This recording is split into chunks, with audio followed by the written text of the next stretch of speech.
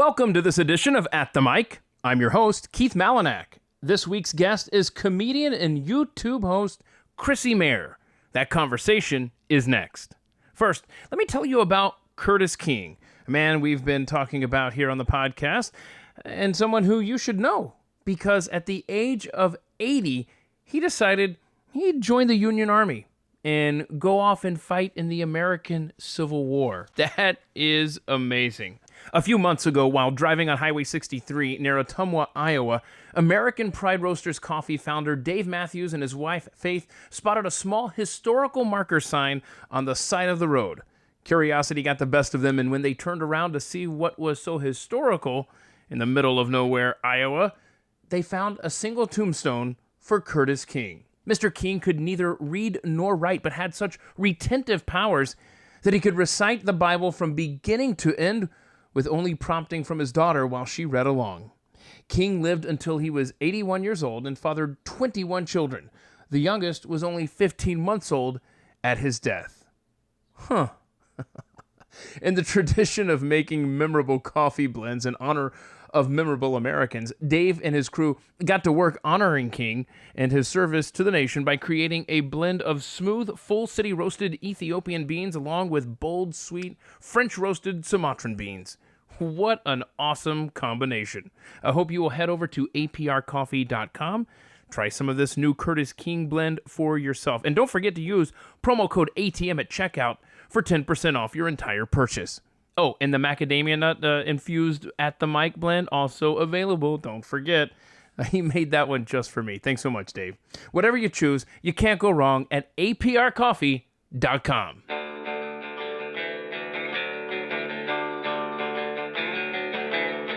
You're listening to At the Mic with Keith, an independent podcast production. This week, I sat down with the one and only Chrissie Mayr.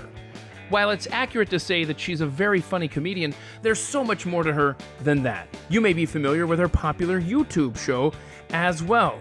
We start that chat right now on At the Mic. First of all, Chrissie Mayr, I apologize if the studio reeks of recently consumed Chick-fil-A products. I actually love it. That's one of my favorite things about coming to Texas is just whiffs of Chick-fil-A. I should have saved you some because you're obviously just got off a plane. You're very hungry. No, it's good. It's good. I'm doing snacks. The Blaze has great snacks, and I'm gonna have plenty of time over the next couple of days to just like eat as much fried chicken as I can get my hands on. Oh, good plan. Yeah. We have like one Chick-fil-A in New York City, in Manhattan. I go in the city once a week to do my show on Compound Media. It's just one of my shows that I do. Wait, where? Hold on.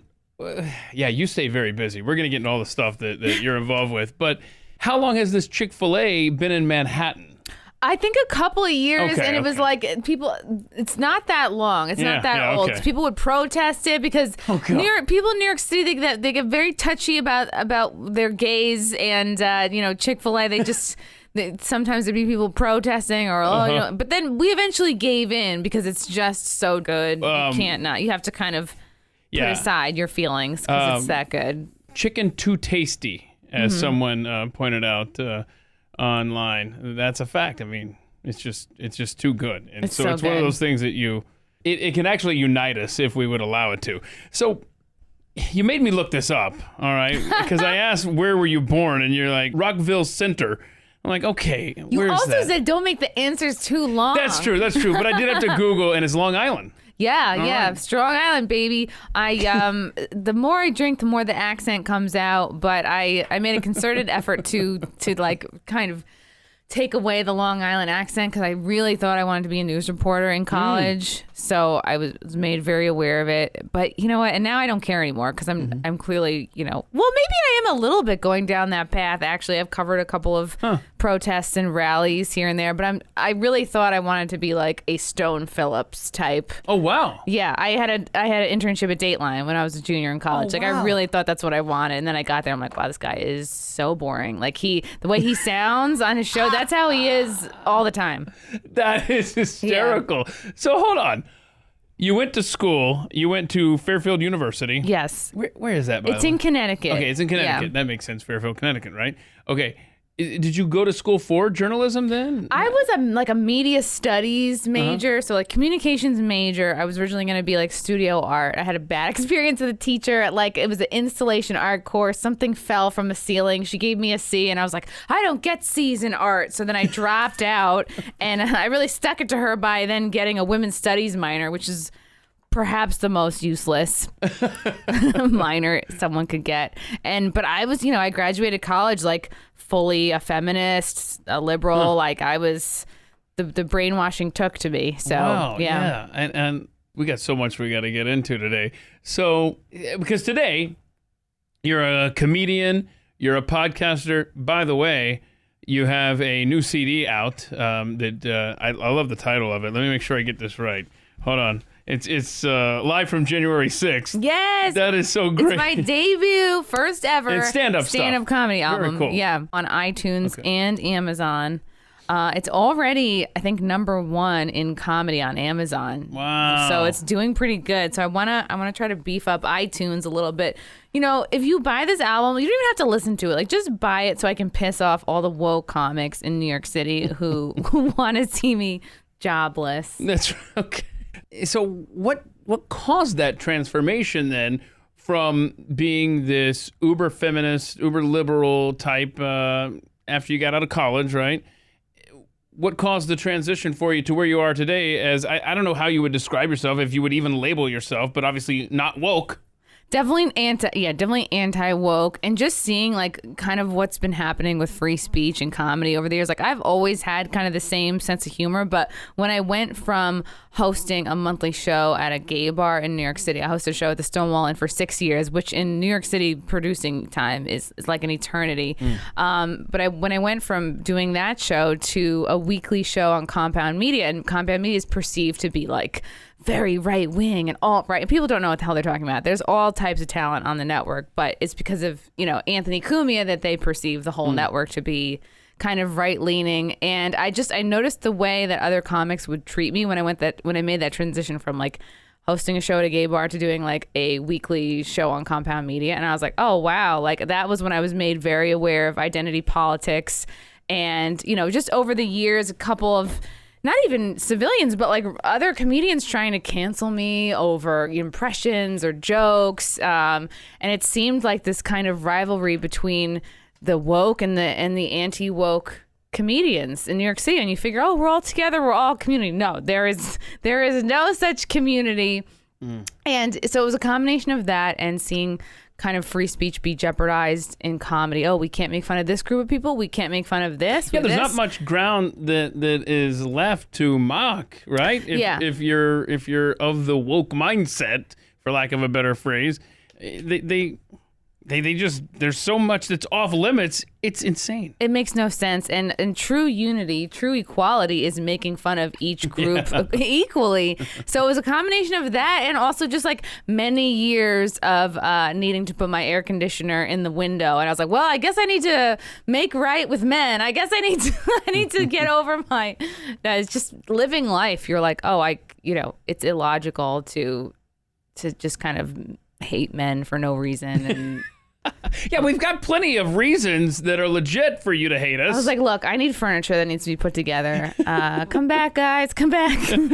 So you were born and raised then on Long Island, right? Mm-hmm. And oh, by the way, can I just point this out?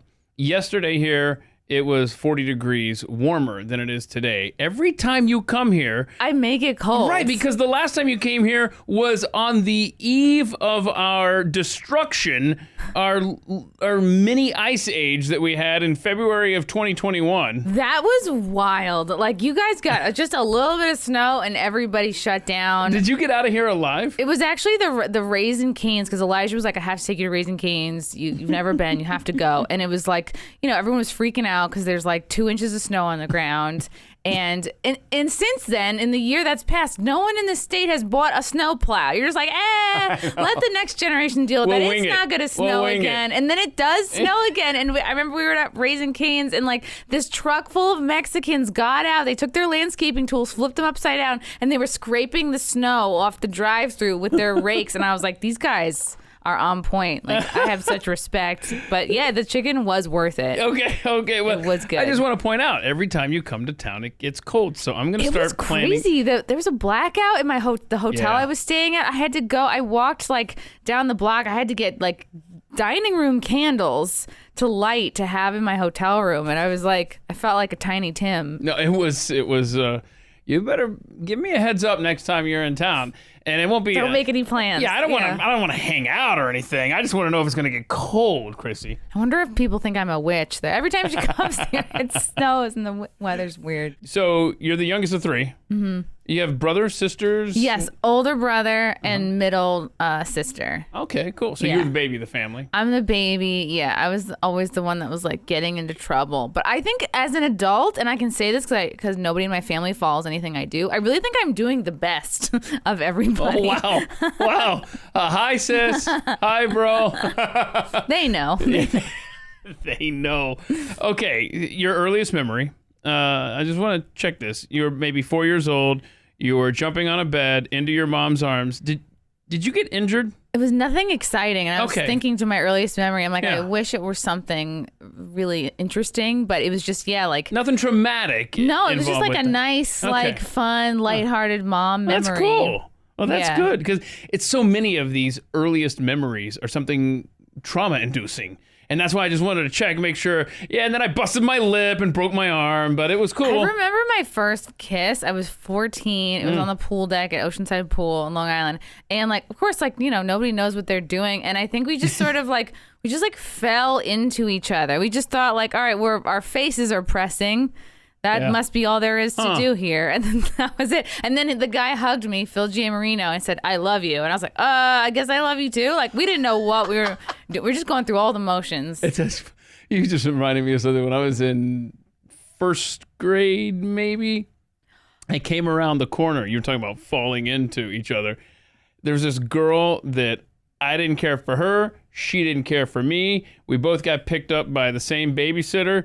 And we just basically avoided each other at school all day. And then we sat silently in the back of this, I think it was a Ford Pinto or something, whatever, on the way to her house. Anyway, so I remember one time I was coming around the corner out of the lunchroom and she was coming into the lunchroom around the corner. And we literally smacked lips into each other. Wow. It was so awkward. I'd forgot about that for decades until you just said it the way you did. That's good. And I remember, God, probably most exciting like memory from elementary school. Like I was thinking back, because you think about like as you get older, like what the kids now are experiencing, and like, okay, are they too young for what's going on? And thank God I didn't have a TikTok growing up because I was like I think sort of already very distracted. But I remember we were in elementary school. And Danny Langdon, he was like the bad boy. He had like a spiked mohawk. He had like blonde spiky hair. Someone had found a condom like on the playground and nobody knew what it was. Like we're in elementary school. We have but we knew that it was like an icky adult thing. And somebody just picked it up with a stick and we're trying to like fling it at me. Like they're just like, ew, don't let it touch. Oh no. And I don't know why. Yeah. That's a memory that stands out. That's good. Okay. So why did you decide, do we blame Stone Phillips for the reason you're not in TV news today? I think we can blame him. Okay, all right. Specifically. And- He yeah. was just so boring. And then the next year I interned at Late Night with Conan when he was still in New York. Oh, wow. Before he had moved to LA. And that was really great. I was like, okay, these are my people. I don't know what I'm going to do with comedy, but I always had like a good sense of humor. Okay. Loved making people laugh. I was like, I know that I will, I'm going to end up in comedy somehow because just hanging out with the writers felt better. It wasn't as like pretentious as like the kind of like news magazine, scenario. Was this another internship? Yes. Okay. Very Yeah. cool. Did they have you do anything meaningful, anything that you enjoyed, or did you just hang around and observe? Yeah, what was meaningful as an intern is like looking back was like kind of sad. Like it would be the biggest deal in the world if you got to do like the dinner orders for the writers and then they'd be like, get something for yourself. It's like my first times at Starbucks, and I thought I would get what I thought was like such a fancy drink, which was just like a latte with like sugar-free vanilla syrup. Like I just would overhear what somebody else would order. It's like when you're a kid, or it's like when you're like a young adult and you like go to a bar for a first time and you don't even know what a drink is. You don't know what to order. You're just like a Midori sour. I guess that's what I drink, you know? Well, also the thing about Starbucks, it's a club. It's complicated. And so unless you know exactly what it is you're going to order, you're just sitting there staring at the menu like, I don't know. I'll take, what size is that? Yeah, so I could totally hear you. You can't get the sizes wrong, or they'll shame you. And then you're balancing the coffees, like you can't spill them. You can't be gone too long. It was like very nerve-wracking. One time I had to go pick up Conan's credit card from this restaurant called Esca in New York City. And then another time, like, and then you had to remember like what he liked to eat and drink. Like he really liked vanilla Stonyfield Farms yogurt. He also really liked bubble flavored bubble gum. I think it was like we had to always have it on hand, in plentiful. Please don't ruin Conan for me. Was he cool? No, to he work was great. With? He was so cool. He just had some particular diet choices. You just remember he liked. specifics because your job as an intern is like you're trying so hard, like not to screw up. Okay. And you're like, okay, I remember this, and that's great. It wasn't like, where are my green M&Ms? Okay, please separate them. All right. Well, that's go. So big thanks to Conan O'Brien and that team Conan over there for your career path, which is, I mean, it's best to describe you as a comedian / podcaster. Yeah. Right? Okay. So you do the stand-up thing. You recorded an album, not playing music, y'all. And I did play the alto sax for a few years in high school, so I could probably. Really? If you handed me one right now. Oh, I have one right here if you want to play an alto. No, I've got a tambourine if you want to. That I can play no problem. Yeah, I know. No, there's mystique there. I mean, pretend it's tough. Isn't it? Yeah, it's so there's tough. so many little pieces on there. I wouldn't know what to do. It's complicated. It's tough. Okay, so, all right. When you were a kid, though, you wanted to be either a gymnast or a veterinarian. I really wanted to be both. I thought it was possible to be both. So like a superhero, like a combo, I was like, I definitely could be an Olympic gymnast and a veterinarian full time. Like what? Like it's hard. Yeah. But I still love animals, but I'm like probably not as flexible as I was back in the day. I mean, that happens. So you were good at gymnastics? Yeah, I loved it. I think they ended up putting me in varsity, like the high school varsity team when I was in like 7th grade, which they did because there were just not many like high school gymnasts. So they would kind of look to the middle schoolers to be like, who could we pluck out? And then that almost sounds Soviet-esque. Hello, welcome to the gymnastics team. Put this on, please. So I mean that. Did you do it beyond high school, or did you No, because and I also started, diving at around age 11, and I noticed in high school like my ankles got really like weak. Like it was, I'd have like a trick ankle. I'd be walking down the hallway in high school, and I would just like fall for no reason. I'd be like, all right, I got to phase out of gymnastics, and then I went at around probably like during high school I went full time into just diving, and then did that all through college. I was a coach, just about every summer. So that was like probably one of the most meaningful jobs I ever had. And my favorite thing to do, because like kids would go up on the 3-meter springboard, like, there's a 1 meter and a 3 meter. And when you're working the summers as a lifeguard, the kids they get on the high board, they look down, they get scared. Oh my gosh. And whoever's the lifeguard at the dive tank has to like toot, toot, toot, and then you run over. And most lifeguards like walk the kid down the stairs. All right, come back down. Like, not me. I would be like, you know what? Not that I would play tricks, but I would just be like, let's just walk to the end of the diving board and walk back, just so you could say you did it and it'll be easier next time. Like, we're just going to walk to the end and walk back. And then, so sure enough, like 9 times out of 10, we walk to the end, and the kid would be like, I'll be like, look, you're already at the end. I mean, you're already here. All you have to do is, what do you want to take one step off, or do you want to turn around and walk all the way back? And it's even scarier. And like most of the time, they would end up jumping off. And then some of the times, perhaps they would get a little push from an unknown source. And then wait a minute, how high is that? It's just like I think it's like 9.5 feet or something. Not that high. It seems so much higher. It does seem higher. Wait, hold on a second. Maybe I'm confusing some things here. How about in the Olympics when they do the high dive thing? Yeah. How tall is that one? In the Olympics, like, they have the platforms that are like I think it's like 1, 3, 5, 7.5, and 10 meter. No, okay, this is America. So 10 meter is like 30 something feet. Oh my. That's like the high one. Yeah, I'm good. But I've gone off that too. Yeah, so we're gonna get to that because you've accomplished some things, but let's go through these because you mentioned being a coach. Let's go through some of these jobs because, believe it or not, you aren't born with a microphone in your hand. No. There is a pathway. You talked about the internships that you had, being a lifeguard, the springboard diving coach. I got to know more about this, though. The Radio City Music Hall tour guide? Yeah, but that was my first job out of college. Again, I had no clue, like, what to do with my life. I had no, like, counselors of any. Nobody's steering me into, like, the right direction. Like, I remember growing up, my mom would be like, Christy, go to college. One day you could work at a hotel. You know, like, that was her biggest dream for me.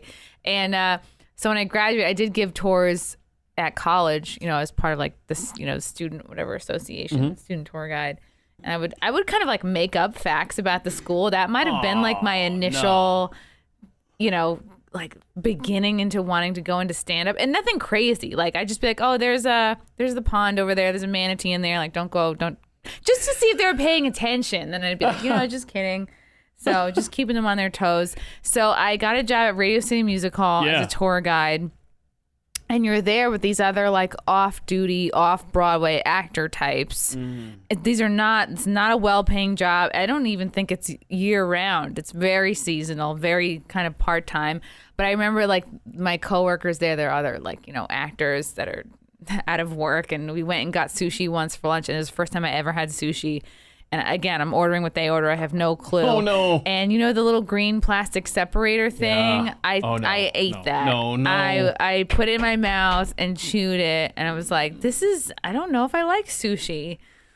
Like I bet. Did anybody know at the time what was going on over there? Like no, and then finally I was able to like pull it out. I was like, I didn't like swallow it away, but I was like, wow. I mean, I learned a lot, and it was an interesting job because you had to memorize like a 3-inch thick book of facts about Radio City Music Hall, and it's kind of a fascinating place. Like even the carpets in every floor are like the carpet has a famous guy who designed it. Each of the bathrooms, like Georgia O'Keeffe painted one of the bathrooms. So you have to like memorize all these facts. And then you take these people on these tours. And I still had like adult braces at the time. So I was going through a rough patch. I had like very short blonde hair, braces. And then I have these, you know, grandparents on my tours that are showing me photos of their grandson. Like they're trying to set me up with their grandson. And I'm just trying to get through all my facts. And the most interesting fact that I remember about Radio City Music Hall is they used to have, you know, like elephants and like circus animals on some of the shows, like before, you know, PETA got to them. But apparently one of the facts was that like an elephant, like they would have the hardest time getting the elephant like into the showroom because the elephant wouldn't go into the elevator because he would put a foot down and he could feel it was a false bottom. It wasn't a real. So the elephants are smarter than people, like won't even get in the elevators. And then like there's pictures of them like pushing these elephants down these stairs and probably like not great for the elephants. But so how long did you do that job? Less than a year. Yeah. But I bet you still sitting here today, as you just demonstrated, can rattle off facts about that place, you know. It's weird, yet I forget like very important facts of my current. Like I forget names, faces. It's weird the information that decides to stick around, right? Isn't like that what weird? Leaves your brain? Yeah, that is. I'm so glad you said that. I'm an Atlanta Falcons fan. Don't ask me why, other than I just grew up there. Is that hockey? Yeah, that's football. Okay. Allegedly football. But I can remember where I was for particular meaningless games. But like you said, important stuff, I forget 5 minutes later. It's not a good trait. It's bad. Like people you've worked with. Right. Dates. Yes. Mm-hmm. Appointment. Oh, yes. Okay. You were a proofreader at an ad agency. Ugh. That sounds scary. I just would go from one job to the next. I would just go from headhunter to headhunter. I'd be like, find me something. And here's my thing is I interview extremely well. Like I'm a great interviewer, but then once I've been there a couple months, like the job actually sets in. And I was like, oh, well, getting the job, great at. Keeping the job, not as good at. Well. Yeah. Was this like newspaper, magazine ads? Kept picking jobs that like really were not right for me. I was a proofreader for like a Broadway advertising agency. So, it'd just be like, oh, Hot Feet, live on Broadway. And you have to make sure there's a semicolon here, colon here, comma here. So it was the less glamorous angle of Mad Men. Yeah. Not the fun stuff. Yeah, and I worked in a couple different advertising agencies, but that one, I remember each time I would get fired, it would take me longer and longer to start crying, which I think is an accomplishment. Okay, all right. Like sometimes, at first it happens when you're in the office with the person that's firing you, and then the next time you make it to the elevator, and then the next time you make it to the train. Well, tell us about the admissions department at the all-boys prep school. Oh, boy. Oh, no. Yeah, this was kind of a fun job. The hours were not good for being a stand-up comic because I had to be at that job at 8 a.m. because it was kind of correlated with school hours. So it was an all-boys prep school on the Upper East Side. And, it had a headmaster. It was kind of like, not like British themed per se, but a headmaster instead of a principal. And there was middle school and there was lower school and then there was upper school instead of calling it, like fifth grade, But they had numerical grades, but the bulk of the admissions was for kindergarten. And again, these are like rich people, these like the New York elite, like bring their kids to this school. Manhattan. This is Manhattan. This is Upper East Side. It's there's one of like 10 schools you could rattle off and be like, okay, they're kind of like the big leagues. But these kids would get so. I think the most famous, Barron Trump. When I first started working there, everyone was talking about how Barron Trump had interviewed to go there like the year prior, and he ended up going to a different school. And it was mostly children of like UN diplomats that would go there because it was in the East 60s. And I think Bridget Moynihan and, the kid she had with Tom Brady, that kid came through and everyone's like, oh, the famous kids come. And looking back, I'm like, why do we get excited over famous people's kids? It's just. And so explain this process. Does a 5-year-old get interviewed? Yes. What do they ask a 5-year-old? Do you pick your nose, yes or no? Do you eat it? Okay, very interesting. It's called an evaluation, and I was like an admissions assistant, so I'm not the one. And then there's a separate evaluator, and me and her would kind of like work closely together. But it's interesting, like she's just writing down, like, are you more aggressive? Are you a good listener? Do you share your toys? Like just really observing you, like with a clipboard. And oh my gosh. These kids would get, by the time they are brought to this evaluation, I don't know if their parents, their nannies, whoever, like they hype them up so much. These kids are so nervous because these spots are so like highly coveted. There was a kid who once was brought in for his evaluation. He was so nervous. He gets into the lobby. He's like, bleh. He pukes all over the floor of the lobby. And I said to Deb, the evaluator, I was like, Deb, is this gonna, like, is he screwed right now? And she's like, yeah, there's no way he's coming back from this. And I was like, oh no, this poor kid. This poor kid didn't have a chance. That is brutal. And then you learn, when you're, it's strange. You think you ask whoever, you bring in whatever the best students, and she was like, no, it's like crafting an orchestra. You can't have all violin players or all drummers, so you need to have some and it's some boys that are very outgoing, some boys that are like better listeners. And I was like, wow. Now looking back, I was like, everyone took their jobs way too seriously, and it opened my eyes to, we had like financial aid packages, and for a couple years in a row, we just like wouldn't give them out. Like we just. Whoever the admissions director was just didn't like bring somebody in who, I guess we didn't need it this year. It's crazy. Do you guys get to use that money for a hot tub fund? No, Oh, I asked. But it's, I don't know. It's a whole different world. These people who have a ton of money, and I printed out a lot of name tags. That's what I did. I just wore a lot of cardigans. Like I did a lot of, going to Ann Taylor Loft, buying cardigans, just buying like pleated pants, because my sister is a teacher. My mom worked in the schools, so I was always kind of around, teachers and such for years. Any other experiences from previous jobs, memorable moments that come to mind? Any traumatic experiences or anything that you're like, man, let me tell you about this. Other than like bad customers, getting fired. I was a waiter once, and I got yelled at. I have the ultimate respect for like waiters and waitresses, because I was taking someone's order. I remember it was at Churchill's in Rockville Center, where I'm from.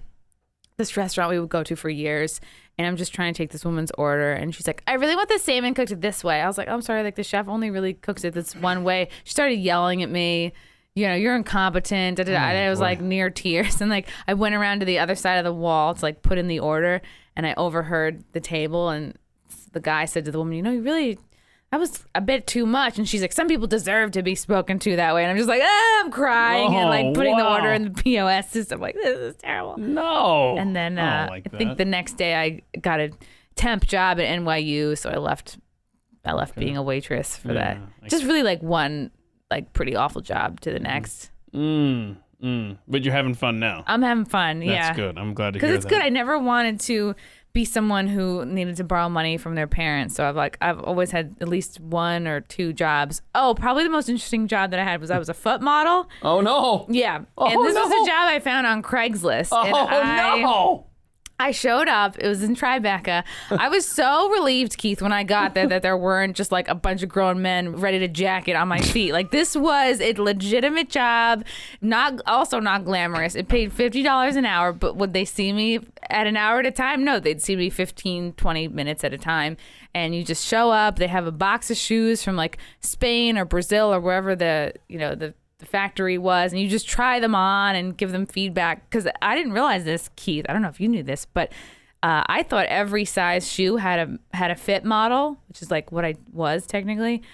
That size 7, which is what I am, is like the international or that's the whatever perfect size foot or whatever. Like so that was me. And I have like a good arch. Like I probably could be making a lot of money off these foot pics. But I was like, you know what? I have integrity here. And they throw you a couple of pairs of shoes that are like, old or they stopped selling. Yeah, it was pretty fun. Oh, that is cool. All right. Again, did not make a lot of money. Like a lot of these jobs, just no benefits. You take them for like a little extra cash. And that was a job I did at the same time when I was a receptionist at a title insurance company on Wall Street. Okay. So I was like hustle and bustle of Wall Street, $15 salads. I felt like I was really somebody, but again, just like answering phones. Okay. Good times. Okay, before I ask you this next question, would you say that you and your boyfriend pretty serious? Yeah. Yeah, like we've been together 7 years and change. Okay, well that's good. That's good because I would hate for an awkward moment to develop out of this next question. This interview. If by the time this episode posts that we're broken up. And I'm like, well, then what was the point of me asking? But I love your answer to the person that's had the biggest impact on your life, and you say it's your boyfriend.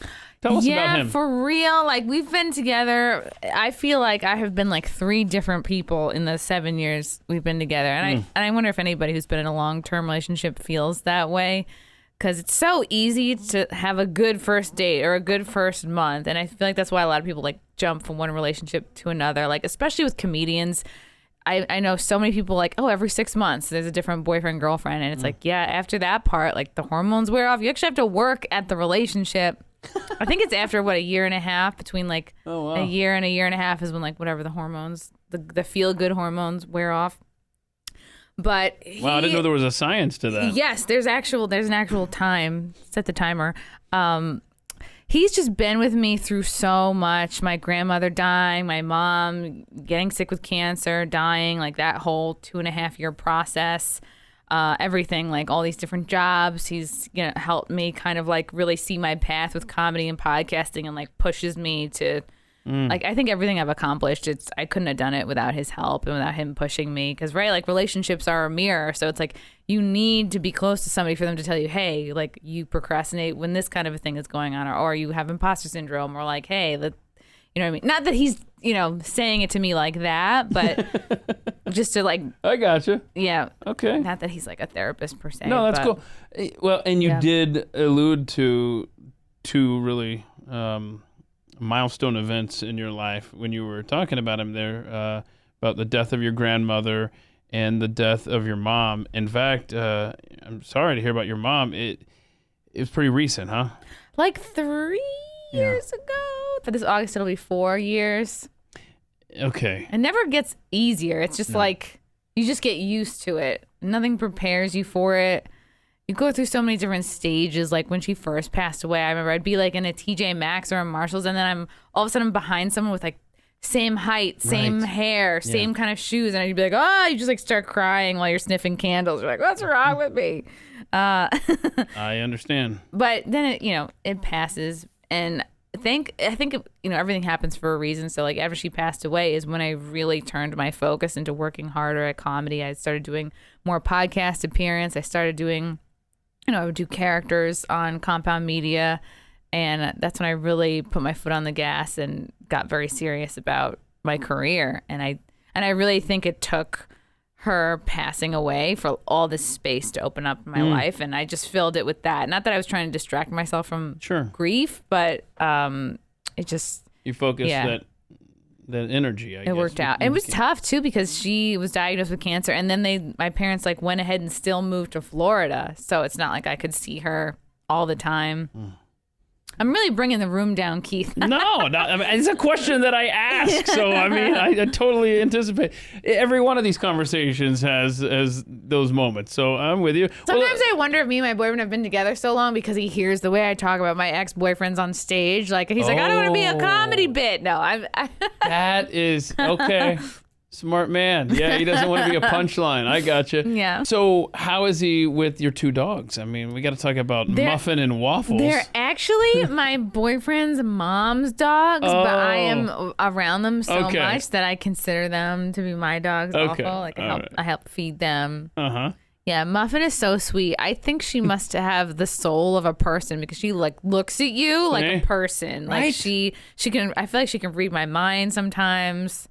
Yes. She gained a little bit of weight over the winter, like we all do. And then Waffles came along, like she's about 8 months old, like just as the other one, Cookie, was dying. So now we have Waffles. She's very sweet. She's like a puppy, very puppy-like still. So she'll go from licking your face to biting you in 2 seconds. I'm noticing a trend here. What is it with naming the dogs after food? I don't know. Cookie, They're Muffin, Italian. Waffles? Yeah, they're always thinking about food. I swear, it was a real culture shock to start dating an Italian guy because they care so much about food. I'm telling you. you. They will talk about the next meal while they're eating the current meal. Yes. We will be eating lunch. I'm like, what are we doing for dinner? And I'm like, we haven't even swallowed this meal yet. That is awesome. What is, and then it was so different from how I was raised. Like if I even was asked my dad, hey, what are we doing for dinner? He'd be like, shut up, you're fat. You know what I mean? Like, oh, man. Okay. Wow. That I have heard that. That just seems very universal. Italians and food. They love their food. So explain to me because this sounds intense. What is an F45 workout? I'm a little concerned. It's like a circuit. It's like circuit training. It's now you're using the word training. It's basically, you know what curves is? Yeah. Where you move around to station. I think this is like a cooler, younger version of that. It's probably a cross between CrossFit and maybe, I don't want to compare it to curves at all, but you do move station to station, and they play music. It's good. It's basically, it feels like private training, but you're in a group, and they just it's nice. I like to go to a gym and be told what to do, because if not, I'll just stand there and I'll look in the mirror. I'll be like, you know what? You look fine. Just go home. You look fine. You're doing all right. Let's go. I'll just compare myself to the people that are even fatter, and I'll be like, you know what? You're doing okay. You're keeping it together. Yeah. Okay. This is interesting. The book that you're currently reading, Rules for Radicals, Saul Alinsky. Yeah. That's a playbook. It's wild. Damn, about halfway through it. Is written in the 70s, but it's just so much of what you're reading. This feels like this was written today. Yeah. So. And it's the playbook for many politicians. So I find that when you read some of these books that are in 180 degrees out of phase from where your mindset is, it's just it's like you're reading it, you're going, aha.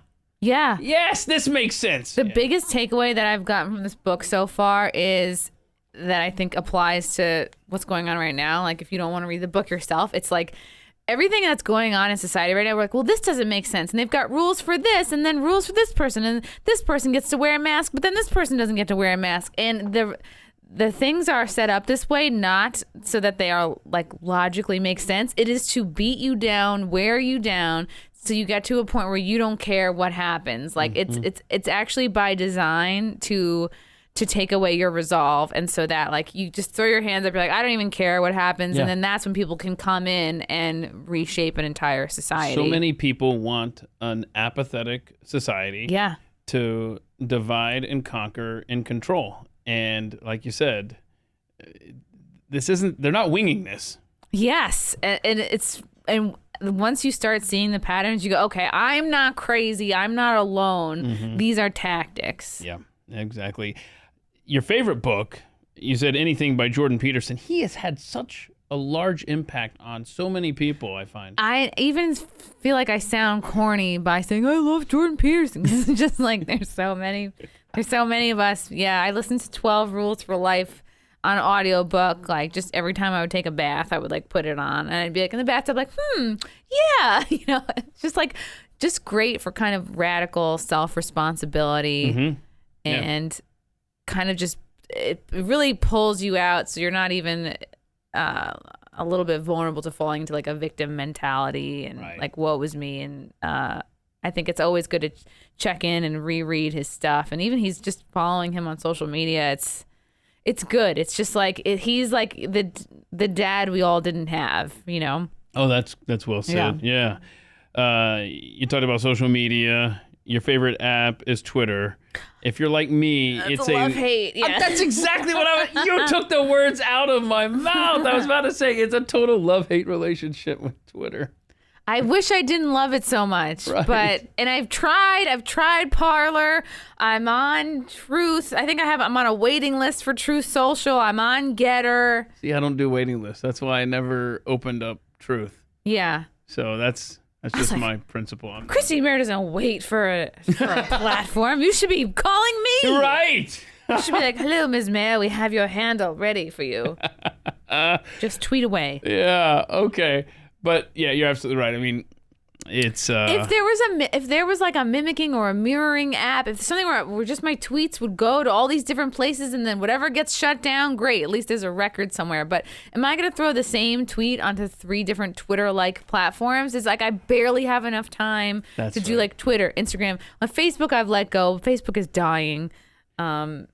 It's really just a place for people to talk about like the Real Housewives shows. That's what I've noticed, and it's a place to go to check in on the people you went to high school with and to see how morbidly obese they've become. That is what Facebook is good for. Is it? That is awesome. Oh yeah, well I look better than she does. And not to sound catty, but it's like they're the cool kids. You know what I mean? It's nice. It feels good to see the cool kids. It's the website you have bookmarked to make sure that you can always feel good about yourself. Yeah, let's see if Lee Harrell has an extra chin this year. Yeah. Good. Back to work. Back to work. All right, 5 possessions you would keep if you could. One of your mom's necklaces. Completely understandable. This question really threw me for a loop. So 5 possessions. You're very sentimental. And it's a cross between like, okay, you need your laptop, you need your phone. Yeah. And then I'm like, I almost said like good lighting because I'm doing podcasts and stuff. Like, and then, I mean, I could have 5 things that are I know just... this is a stupid... Who asks these questions? Who sends this email out? Yeah, you're right. But I do hang on to handwritten cards like for a long time. That I found that touching when I read this because... I mean, because what if it's the last card they write and they send you? I think it's something about my mom dying makes me like a little bit more of a sentimental hoarder because it's something. I was just about to say, you're a hoarder, aren't you? I've gotten a lot better, Keith. I used to save like little hotel like shampoos and lotions and stuff. Like my boyfriend really did help. Like when we first started dating, I was in this apartment in Queens. I had like a whole piece of furniture filled with just like travel toiletries, and he's like, "You gotta do something about this." So hey, if it makes you feel any better, I save those too. And I have like several like Ziploc bags full of them underneath my bathroom sink. But here's what happens. Then I'll go and travel again and I will forget to bring them with me. I'm going to keep them. I want travel size, and then I forget to bring them with me. And what ends up happening? I end up at a hotel asking for more shampoo and stuff like that. Or you go and buy it. You're like, I gotta go to CVS. Right. And then I just bring it back home, and that just bag gets fuller and fuller. It's a real the travel toiletry industry is like the biggest grift because you're never.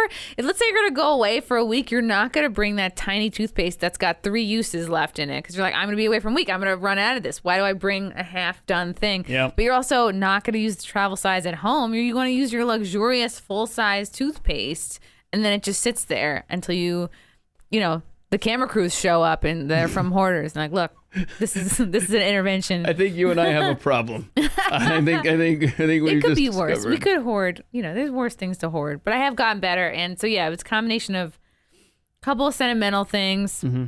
Yeah, what's a Hitachi magic wand? It's. Oh no! This is a family Do you friendly have a show. wife or girlfriend? Okay, we're skipping this one. It's a back massager. My back gets tight. It's when my boyfriend's away and my back hurts, and I gotta fix my back. It's good for your back. Okay. And then a back massager. Okay, cool. So there's your 5. What was it? What I noticed, me and my boyfriend we really bonded. I think the lockdowns and the pandemic like really like make or break for a lot of relationships. And I think it like really made my boyfriend and I closer. We bonded like as soon as the lockdowns happened. Like, wasn't that great? The first 2 weeks, like the actual first 2 weeks to slow the spread before it was 2 years to slow the spread. And all you had to do was watch Tiger King and hang out in your sweats all day. So my boyfriend and I started playing Pokemon Go and like obsessively every day would go out and like on our phones like catch Pokemon. And I was like, I'm a grown ass woman in her 30s. Like, I can't wait to get out there and like get a sand shrew, And then you get shiny versions of each one that are different colors. Tell me you never ended up at a cemetery, though. I mean, we walked past them. We wouldn't go in. Because I've mentioned it on this podcast before where I've gone to a cemetery. I was there for a very meaningful visit. The reason why people go to cemeteries. Hey, thank you. Yeah. I wasn't just there to hang out. And there was a sign I couldn't believe it. There was a sign saying, look, if you're playing Pokemon, it's a Pokestop. Yeah, can you not disturb people that are grieving? This is our society. That's what the sign said. I've got to find it. I'm sure it's still on my phone. Could you stop crying? I'm trying to get this Pikachu. Right. Yeah. So I was just hoping that maybe you didn't end up there. We didn't end up in any cemeteries. Like playgrounds, restaurants, different, hospitals, whatever, any place where there's something like, you can mark down, and then if you got to a certain level, you could create your own Pokestop, but I didn't get to that level. And then I haven't opened it now in a really long time. Oh, you might have some surprises waiting. Some in there. updates. Something's, yeah, okay. Now, you had talked about your mom earlier, and I'm sorry that you've lost your mom to cancer. You mentioned that as being the most scared that you've been in your life. For yourself or just for her? Or that it was more just like, I think it was right after she died. I was like, oh wow, like nothing. I'm not prepared for this. Yeah. Like, she was the glue of the family, and I think a lot of moms are, because it would always be like, your mom calls you and then she hands the phone to dad. Dad checks in, how's the car? All right, bye. So like my dad didn't really like know very much about the three of us, and like once mom passed away, it was like the glue was gone. Now we all kind of feel kind of separate. It's a lot harder, I think, to stay in touch.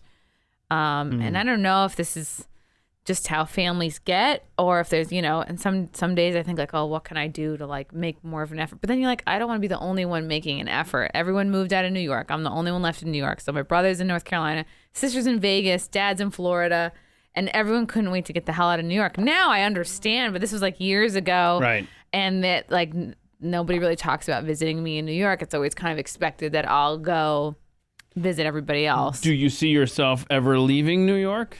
I think eventually, yeah, especially when I come out here to Texas. I'm like, oh, and now it's more and more of my friends are moving out here. So it's to Dallas Fort Worth specifically? just some are in Austin, a lot are in the Dallas Fort Worth area. Mm-hmm. A couple are in Nashville, a couple are in Florida. Well, if you end up moving here, I'll tell you the best part of town to be living in. Okay. Is it next door to you? No, I'm telling you though, you have to get further and further out. And I know this is true Keith, everywhere. what if I move here and then it snows all the time? Like, what if I bring my I love cold snow. weather I don't care. effect? I'm fine with it. Okay. You're going to have Are to. you from here? No, I'm from Atlanta, Georgia. Oh, okay, cool. Can we go back to your college days and how you were a Division I springboard diver? Yeah. That's cool. It was very cool. It's such an unlikely sport. It's How really, did you get into swimming competitively? I was a swimmer. diving. My mom's mom, so my grandmother lived in Oceanside. We lived in Rockville Center, very close. And it just every summer we were pool rats. Like my mom would just dump us off at the pool, and like oftentimes she would be there too. We just were like all of us like that. We would just be running around because I think the summer pool pass was like pretty affordable. So that's just like what we did. Like maybe we went to Disney World like twice in my childhood, but it was always at the pool. So we all started out in swimming lessons.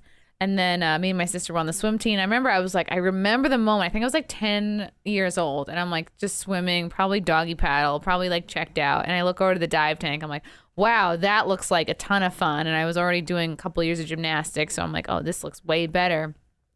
So I started diving lessons, I think at 10, and then joined the team at 11.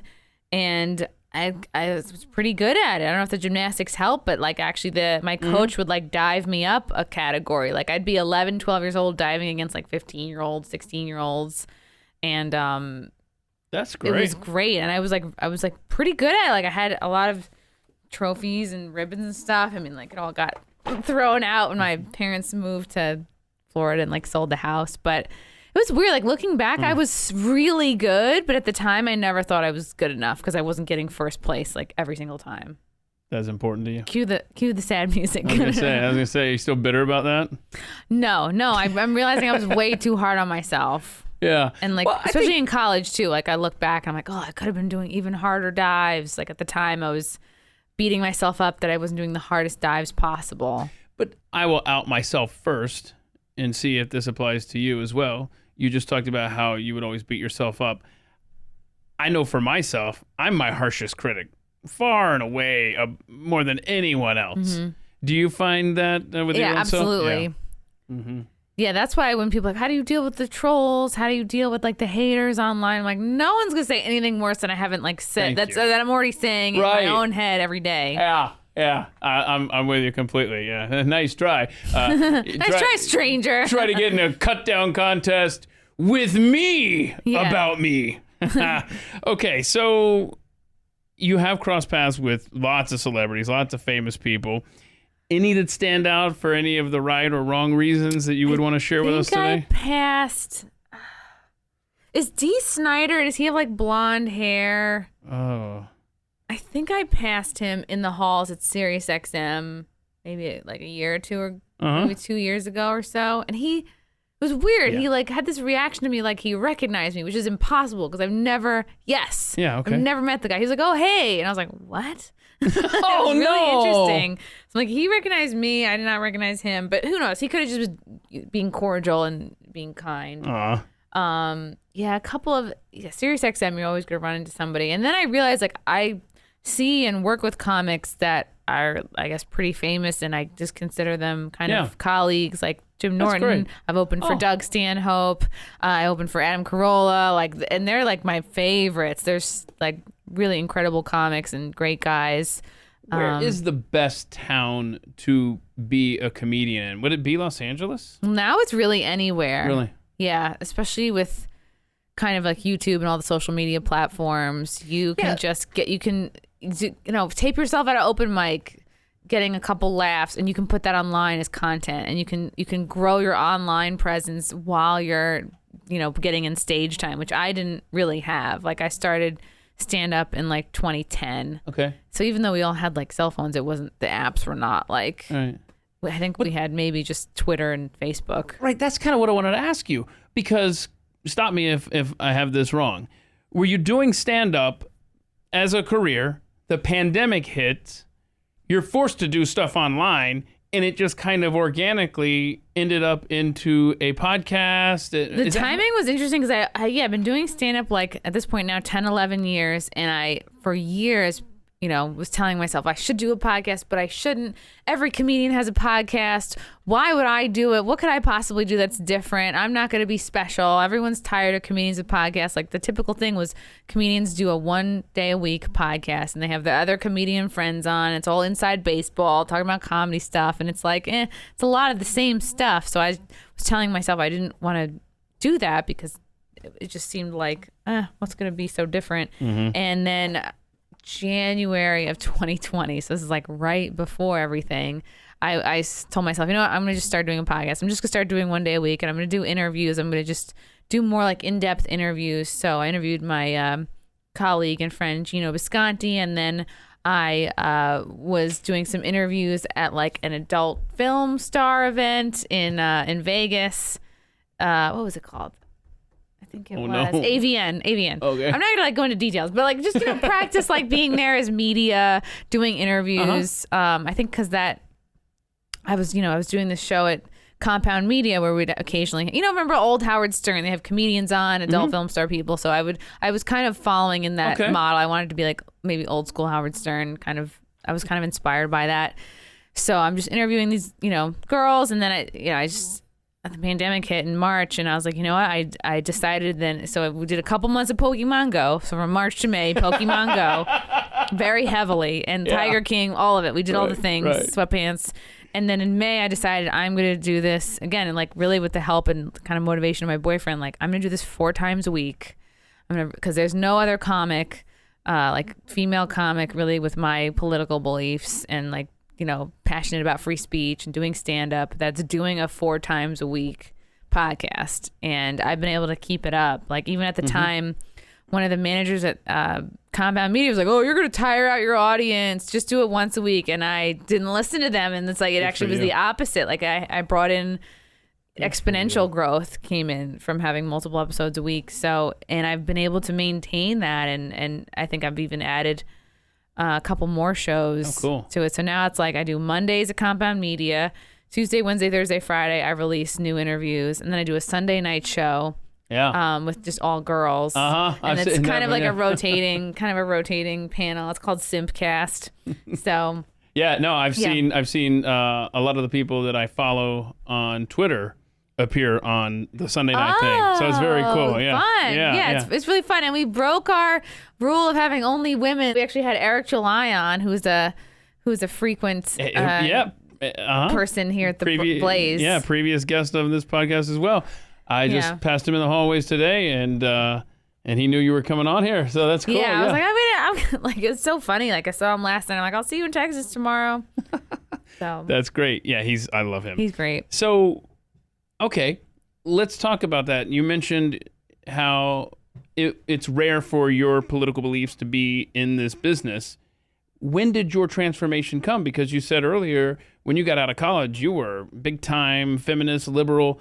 What caused that massive change? Yeah, and so was everybody. Like I was living in Brooklyn, like moved out of my parents' house at 26, living in Williamsburg. Oh, that's a female comic, like in Brooklyn, 26 years old. Like I had, everything. Like angry at my dad. I had all the hallmarks of like, oh, I was going to be the next Amy Schumer, and who actually went to my high school. Oh, wow. So everyone's like, oh, and that's most people's reference for female comics, which isn't probably the best thing, but I had everything going for me to be like, oh, it's a successful female comic, and it just, I guess I evolved over time. I think 2018 was a big turning point through talking to Larry Sharp, who was at the time in 2018 the Libertarian candidate for governor, and he's also now running again this year in New York. He was very pivotal.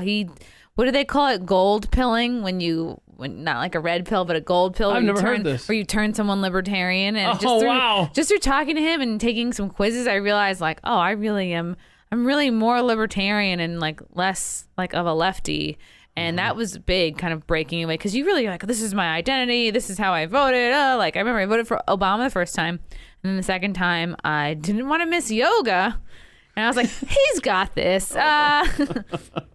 And then voted for Jill Stein, which is kind of embarrassing, in 2016 because I wasn't really there yet. Came around, voted for Trump 2020, and then so it was between really 2018 and 2020. And then January 6th, I'm there covering the rally. I was there in November. I was there in December. And I went in January as well because I was like, the media is not covering these events fairly. I want to get in there and see what the people are saying and thinking and feeling. So it's really been like the last couple of years. Wow. And then just the free speech issues with comedy and like, oh wow, we can't make fun of certain and just conversations about what words we can't say, what people we can't make fun of. So. And I just feel like it's a real slippery slope, and it's very damaging to comedy. Yeah, it's a fascinating time to be alive, is it not? Okay, I love this. You can go back in history. You'd like to see your grandparents when they were younger. That's an awesome answer. Right? They met, like, I'm a little bit jealous of previous generations. Like, my grandmother, she, like, barely finished high school. It wasn't like now, like, I was pressure, like, gotta get your degree. You gotta crush it. You gotta be a girl boss. Like, she just was like... got a high school degree and met my grandfather in a sock store, and then they got married, and that was it. She didn't have to sweat taking out loans or like I gotta get a degree so I can answer phones in the city and like buy a $15 salad every day. It was like kind of easier and better back then. That is a beautiful how simple it is. Yeah. But there's one detail that really stood out to me. There was a sock store? Like a store that just sold socks? I think so. I think it was like I need a sock my store in my life. Worked, I think, it was like the sock department of like a larger store, of like a department store. Oh, okay. Well, that's cool. Yeah, Marilyn Monroe. You'd like to go back and meet her? I think so. Why her specifically? I don't know. Okay. You don't have to have an answer. She seems pretty like. I think she seems like there's kind of like a mystery around her, and I feel like she's misunderstood, and maybe just like talk to her and like be like, what her day to day is like. How, like, was she happy or was she, really targeted? I heard that she left her underpants in JFK's bed. Like on purpose. Probably by accident. And Jackie Kennedy found them. That was in a book I gave to my sister. My sister's a history teacher, so I gave her a book of like funny history facts, and that was in there. Have you ever heard this one? That Marilyn Monroe may have had a stint with Albert Einstein. Really? So we could give her credit for so many things. Maybe she came up with the atom bomb. Yeah. Or something. Maybe it was pillow she talk. did. Okay, so all right. You got to tell me about this, because this, by the way, this has got to be the quickest turnaround between answering the questions and sitting in that chair, because usually I get the questions back and then me and the guest will take forever trying to coordinate a good time to come in for an interview and all that stuff. And so a lot of the information is old. It's like, I read that book a year ago, 6 months ago. Anyway, but you wrote this morning while you were delayed. I was delayed in D.C., yeah. You wrote these answers, and the answer to the most embarrassing moment question literally happened yesterday at a rest stop in upstate New York. And I don't know if I want to tell this story. Oh, no. Because it's... All right, Keith, I'm going to give you a hypothetical situation. Okay. I'm not going to say if it happened to me or not, just as a creative exercise, and you tell me what you would have done. Okay. All right. So you're at a rest stop. Maybe you're driving up, you're going to go skiing or snowboarding, and you stop at a rest stop, and you go, you know what? And I will keep this as, like, family friendly as I can. You go, all right, I have to tinkle. I have to do it. I'm just going to pee. Okay. No big deal. Yep. Nothing crazy. You get into the bathroom. You don't particularly look around. You just, get in, and then you start doing it, and you start doing and then turns out your body had other plans, okay? Without more detail, I'm just going to say your body had other plans. Other plans. Oh, no. For this. And so the other plans happen, and I already know what I'd do. And then you look to your left, you look to your right. There is no toilet paper. Yeah, I knew you were going to say that. There is no paper towel. There are two sad, shriveled squares crumpled on the floor. There's not even a paper. There's not even a roll. There's not even a paper, like the remains of the roll. Like you're looking around, and let's say maybe you were a Girl Scout and you're thinking, can I be resourceful? What is around me? You're in a room by yourself, one stall. There is a sink. There's a baby changing table. And you're kind of far away from the cashier. What do you do? The cashier? The person who it's not an outdoor rest stop. You're inside. It's like a gas station, but it's also like a convenience store, and then the bathroom is in the convenience store. So you're far away from getting human help. You're kind of like, you're not really, if you were to yell inside this bathroom, like nobody would hear you. Gotcha. Unless you were screaming. Okay. And just tell me what you would do, and I'm going to say what my boyfriend said he would have done. All right. Okay. So you have options here. They're limited, but what you could do. Also, you have no phone on you. You didn't bring your phone in. You just have your wallet, and you have no dollars in that wallet. And see, I always have my phone on me, and I'm not saying as in I told you so. This is I a have lesson. my phone on me because the one time I go into that store without my phone, somebody's gonna come in there and rob the place. Right. So that's why. Anyway. That's smart. Okay, so in this case, your options are you've got socks.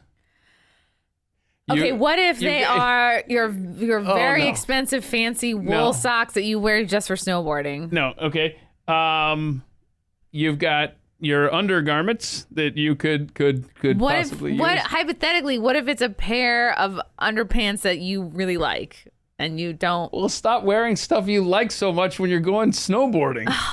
you gotta dress for the part. I'm trying to help you here. Yeah, you were right. Let's see here. The correct answer was, I think, to sacrifice your underwear. Oh no! So, do I dare ask how you got out of this situation? I don't know. alive? I think you could probably figure it out. It has something to do with the sink. Okay, was this I missed this detail. Was this a single? Yes. One person. So you have a lock on the door and stuff? Locked on the door. Yeah. Oh, that's good. Yeah. You got time to MacGyver it. You are in there by yourself in a room. Yeah. Okay. So, are there ceiling tiles? Do we know? Are there? There's nothing you can pull down. Is there insulation up there? That okay. So, do I dare ask you how you got yourself out of the situation? I mean, by process of elimination, I did not use socks or my underwear. You can leave it to our imagination. You leave it to your imagination. This was a bad day. So embarrassing. This was a just bad happened. day. This was a bad day. And then the conditions on the mountain weren't even that good. So we had to no. We did one run and it was horrible. It wasn't even worth it. But, I left. It was a clean getaway. It's not like I did what I did and then everything was fine. That's good. It's not like you had to run out of the building before someone else came in there. Okay, wait. And so now I talked about this on my Sunday night show, and people were like, "Oh, you should have stuck your head out the door. You should have yelled. You should have asked for help." And I'm like, I don't know. Maybe it was the way I was raised. Like, I'm not going to involve Jerry, who's just looking for beef jerky. You know what I mean? I'm not going to involve the whole store. Yeah. Last question on this though for you. While this whole ordeal, well, two questions. How long did this ordeal last for you? And then during that time, did anyone try to... 15 minutes? Did you ever hear anybody pulling on the door? Because that adds a whole new element. Actually, right there. at the end, somebody was starting to... Oh, no. I'm like, hold on a second, buddy. Like, you're not going to... Everything was fine. Not like don't go in there. Occupied. Because I'm a lady, and I barely do this act to begin with as a woman. So I was like, And then I went to the front. I was like, by the way, you gotta put more toilet paper back there because there's none. Please don't ask me what I did. I just happened to look over and notice it. Yeah, I'm just here to just neighborhood watch, just checking up on all the toilet papers.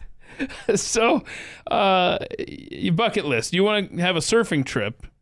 You want to go anywhere specifically? Somewhere. Because do you surf?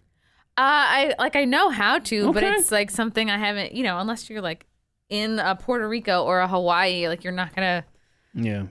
Long Island, the waves are so small. I think it would be fun to go somewhere and you're just like you're doing that a few days in a row, somewhere kind of like tropical and fun. I think that'd be really cool. Yeah. And you want to get to Germany and Norway, take your boyfriend to Italy. Yeah, I want to take him to his home country. I mean, not where, he's not from there directly. His people are from there. Sure.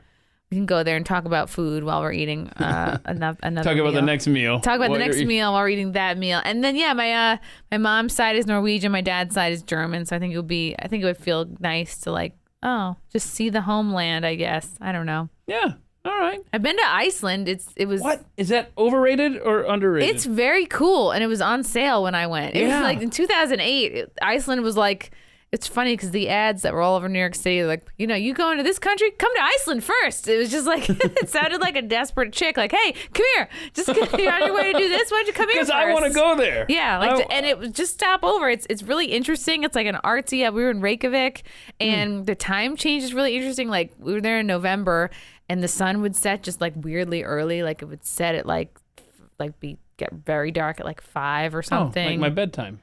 Yes, like your bedtime. So it'd be great for you. That would be awesome. There's something called the Blue Lagoon, which is right near the airport. It's like a huge natural spa. It's like a huge natural hot springs. Yeah. It's really cool. I want to do that, and I want to do these breweries. But I've read really great things about Iceland. I've read really bad things about Iceland. Really? I'm like, I don't know. We went glacier hiking. Oh yeah. We had something you put on your feet called crampons.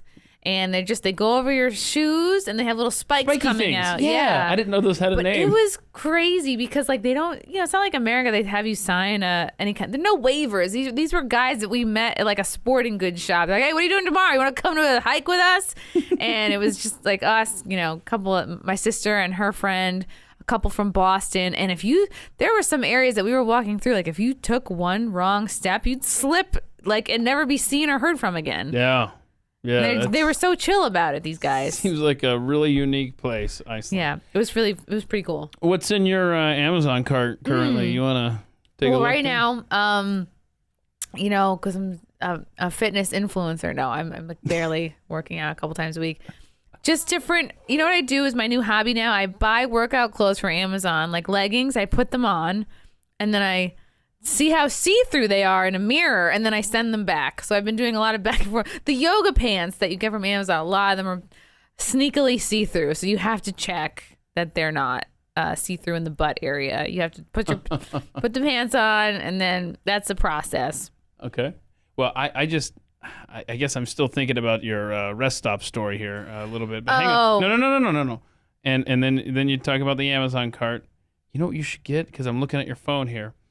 We've all got these phone cases, right? Right. Here's what you do. Everybody, this is a life hack. What you do is you go buy one of those little ShamWow things, okay? Are we talking about the bathroom incident? Yeah, well, hang on. You buy a ShamWow. And just keep it with me at all times. No, you cut it, the exact size of your phone case. And put then it in there? And you keep it between your phone case. Chances are you'll never have to use it.